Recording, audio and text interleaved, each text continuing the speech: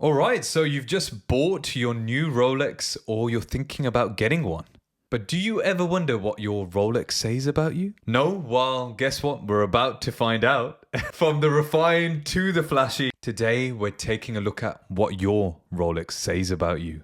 A little disclaimer, because I know the Rolex fanboys out there are a little bit more sensitive than the rest of us. It's all for fun. It's all a joke. But get prepared to be insulted.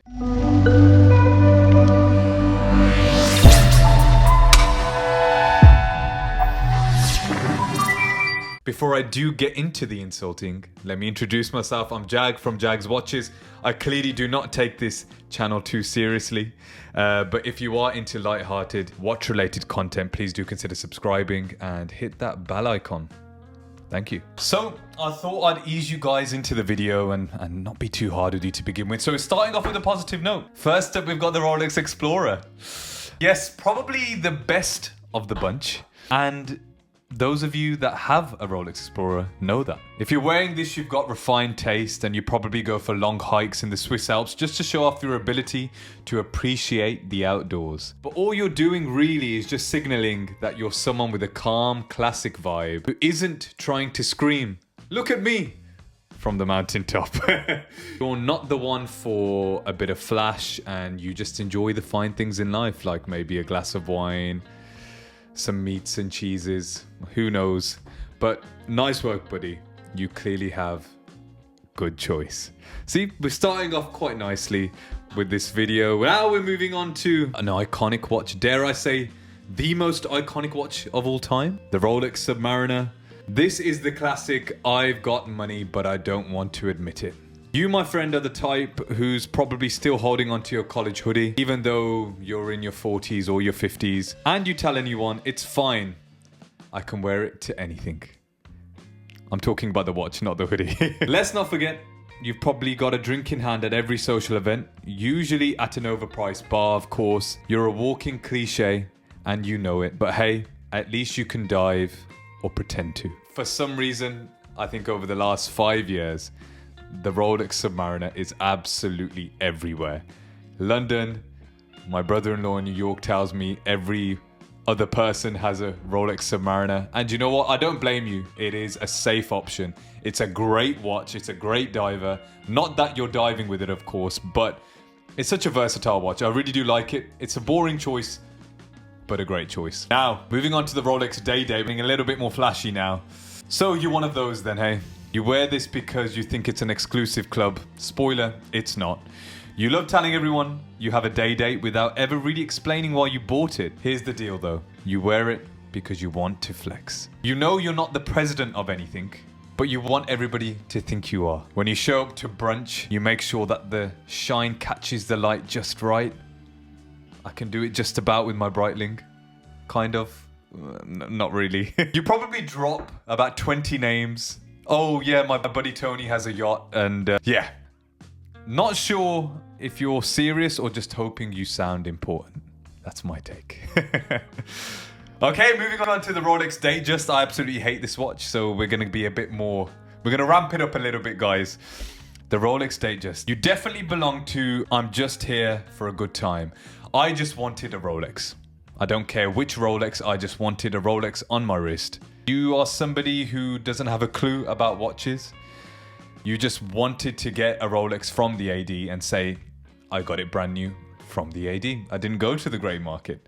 You're probably just wearing a Datejust because it makes you sound a little bit more sophisticated maybe. But in reality, what it says is, it's a solid choice, but definitely very obvious and very boring. You're the sort of person that doesn't want to rock the boat, but that's totally fine. Just don't try too hard to convince us that it was a good choice, because it wasn't. Okay, GMT-Master II. Now, I know many people with a Rolex GMT-Master II. Some of them are terrible people, and some of them are great people. But they all have one thing in common. They love to show off.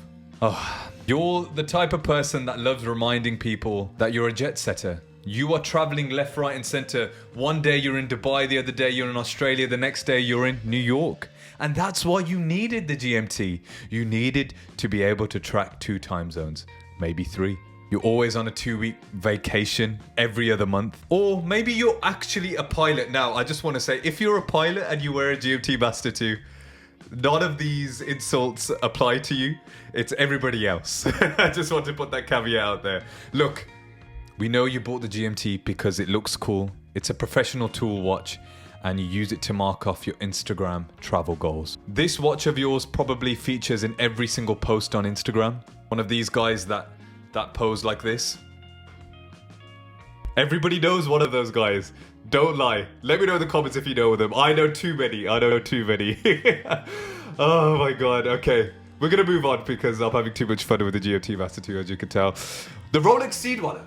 Alright, so this is some serious business. You probably think you're hardcore, but let's be honest, you're more of an Instagram adventurer than an actual diver. The Sea-Dweller is made for people who actually spend time underwater.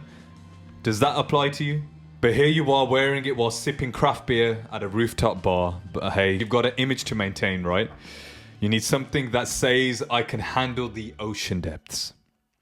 Even if your most extreme outdoor activity is navigated the crowded aisles at Whole Foods. Moving on to the Rolex Yacht-Master. You've probably never stepped on a yacht before. I don't think I have. But you want everybody to think you do. Your friends have probably told you, oh, you can totally pull off that look, but deep down you're just waiting for the yacht invite that will never come. Let's face it, you're the type of guy who gets into yachting because you've seen a few movies where the main character has a yacht and a Rolex, and so you just want to live your dream of being the main character. In reality, you're more likely to be yachting on a paddleboard, but hey, at least you look good doing it. I like the Yacht-Master. Especially the titanium Yacht-Master, which is almost impossible to get hold of. Great looking watch. Moving on to the Rolex Milgauss. You're a quirky one, aren't you? You think you're the mad scientist of the Rolex world. You think you're the special one. The one who's a little bit out of the box. And to be fair, you are by picking a Milgauss. You like the fact that the green sapphire crystal looks cool and you can tell people it's an anti-magnetic Rolex. You're a little too proud of the fact that you own a model that isn't as mainstream as others. But here's the truth. You probably still get shocked when you walk near an MRI machine, but at least you've got a unique Rolex. I'm not a huge fan of the Milgauss, I have to say. Now we're moving on to the Rolex Cosmograph Daytona. This, for me, is the ultimate flex watch.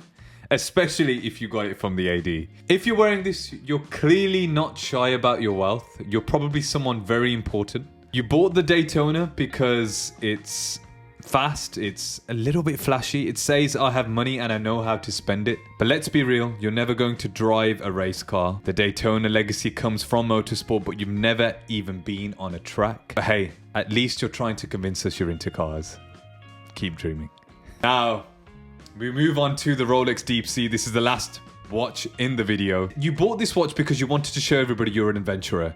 But the truth is, you're probably 6'5" and you have 7.5-inch wrists and you're just a mountain. A mountain of a person can actually wear this watch and look good wearing this watch. You're probably a bodybuilder or the opposite to a bodybuilder. And you're definitely not ever taking this deep underwater and diving with this.